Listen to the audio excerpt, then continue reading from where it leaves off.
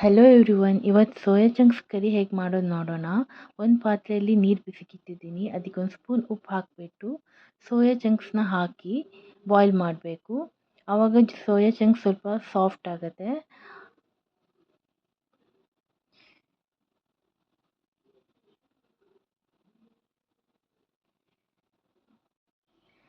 Soya chunks ಸ್ವಲ್ಪ cook ಆದಮೇಲೆ ಅದನ್ನು ಸ್ವಲ್ಪ ಕೂಲಾಗಕ್ಕೆ ಇಟ್ಬಿಟ್ಟು ಅದ್ರ ಎಕ್ಸ್ಟ್ರಾ ನೀರನ್ನ ಸ್ಕ್ವೀಸ್ ಮಾಡಿ ಪಕ್ಕಕ್ಕೆ ಇಟ್ಬಿಡಿ.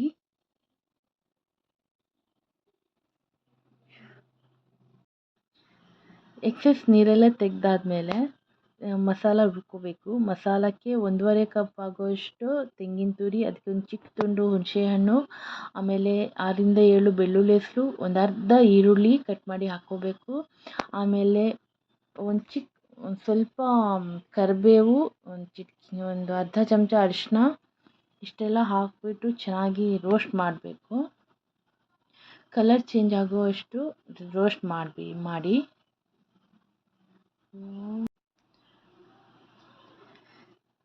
ಅದ್ರ ಹಸಿ ವಾಸನೆ ಎಲ್ಲ ಹೋಗಿಬಿಟ್ಟು ಚೆನ್ನಾಗಿ ಘಮ್ ಅಂತ ಪರಿಮಳ ಬರುತ್ತೆ ನೋಡಿ, ಆವಾಗ ಎಲ್ಲ ಚೆನ್ನಾಗಿ ರೋಸ್ಟ್ ಆಗಿದೆ ಅಂತ ಅರ್ಥ. ಕಲರ್ ಚೇಂಜ್ 2 ಸ್ಪೂನ್ ಕೊತ್ತಂಬರಿ, 1 ಸ್ಪೂನ್ ಜೀರಿಗೆ, 1/4 ಸ್ಪೂನ್ ಮೆಂತ್ಯ, ಒಂದು 6-7 ಕಾಳುಮೆಣಸು, ಸ್ವಲ್ಪ ಕರಿಬೇವು, ಒಂದು ಚಿಕ್ಕ ತುಂಡು ಪುಲಾವ್ ಎಲೆ, 1-2 ಚಕ್ಕೆ, 1-2 ಲವಂಗ, 1 ಏಲಕ್ಕಿ. ಇದೆಲ್ಲನ ಚೆನ್ನಾಗಿ ಆಯಿಲ್ ಹಾಕ್ತೇನೆ ಹಿಂಗೆ ಡ್ರೈ ರೋಸ್ಟ್ ಮಾಡಬೇಕು. ಚೆನ್ನಾಗಿ ರೋಸ್ಟ್ ಆದಮೇಲೆ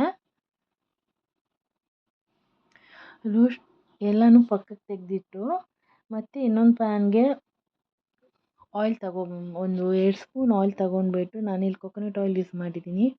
ಆಯಿಲ್ ತೊಗೊಂಡ್ಬಿಟ್ಟು ಖಾರಕ್ಕೆ ಅನುಗುಣವಾಗಿ ಸ್ವಲ್ಪ ರೆಡ್ ಚಿಲ್ಲಿ, ಕೆಮ್ಮೆಣ್ಸನ್ನ ತೊಗೊಂಡು ಚೆನ್ನಾಗಿ ಫ್ರೈ ಮಾಡಿ. ಅದು ಎಲ್ಲನೂ ರೋಸ್ಟ್ ಆದಮೇಲೆ ಎಲ್ಲ ರೋಸ್ಟ್ ಮಾಡಿರೋ ಮಸಾಲ, ಕಾಯಿ ತುರಿ ಎಲ್ಲ ಸೇರಿಸ್ಬಿಟ್ಟು ಚೆನ್ನಾಗಿ ರುಬ್ಕೋಬೇಕು. ಮಸಾಲೆನ ಚೆನ್ನಾಗಿ ನುಣ್ಣಗೆ ರುಬ್ಕೊಂಡ್ಬಿಟ್ಟು ಆಮೇಲೆ ಒಂದು ಕಡಾಯಿ ತೊಗೊಂಡ್ಬಿಟ್ಟು ಕಡಾಯಿಗೆ ಆಯಿಲ್ ಹಾಕಿಬಿಟ್ಟು ಅದಕ್ಕೆ ಒಂದು ಪುಲಾವ್ ಎಲೆ ಆ್ಯಂಡ್ ಚಾಪ್ಡ್ ಆನಿಯನ್ಸ್ ಹಾಕಿಬಿಟ್ಟು ಚೆನ್ನಾಗಿ ಫ್ರೈ ಮಾಡಿ. ಅದೆಲ್ಲ ಫ್ರೈ ಆದಮೇಲೆ ನಾವು ಸ್ಕ್ವೀಸ್ ಮಾಡಿ ಎಕ್ಸಸ್ ನೀರಲ್ಲಿ ತೆಗೆದಿಟ್ಟಿರೋ ಸೋಯಾ ಚಂಕ್ಸ್ನ ಅದಕ್ಕೆ ಹಾಕ್ಕೊಂಡು ಸ್ವಲ್ಪ ಹಂಗೆ ಫ್ರೈ ಮಾಡಿದರೆ ರುಚಿನೂ ಚೆನ್ನಾಗಿ ಬರುತ್ತೆ. ಹಾಗೆ ಫ್ರೈ ಮಾಡಿಬಿಟ್ಟು ಬೇಕು ಅಂತಾದರೆ ಇಲ್ಲಿ ಸ್ವಲ್ಪ ಗರಂ ಮಸಾಲಾನ ಸ್ಪ್ರಿಂಕಲ್ ಮಾಡ್ಕೋಬೋದು. ಆ್ಯಂಡ್ ಎಲ್ಲ ಚೆನ್ನಾಗಿ ಫ್ರೈ ಆದಮೇಲೆ ರುಬ್ಕೊಂಡಿರೋ ಮಸಾಲಾನ ಹಾಕಿಬಿಟ್ಟು ಕನ್ಸಿಸ್ಟೆನ್ಸಿ ನೋಡಿಬಿಟ್ಟು ನೀರನ್ನು ಹಾಕಿ.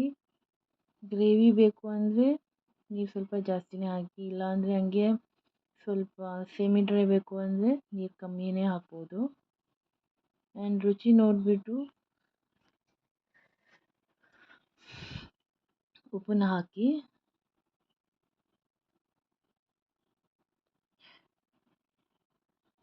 ನಾನಿಲ್ಲಿ ಗ್ರೇವಿನೇ ಇಟ್ಕೊಂಡಿದ್ದೀನಿ, ಸೊ ಊಟಕ್ಕೆ ಚೆನ್ನಾಗಾಗುತ್ತೆ ಅನ್ನದ ಜೊತೆ.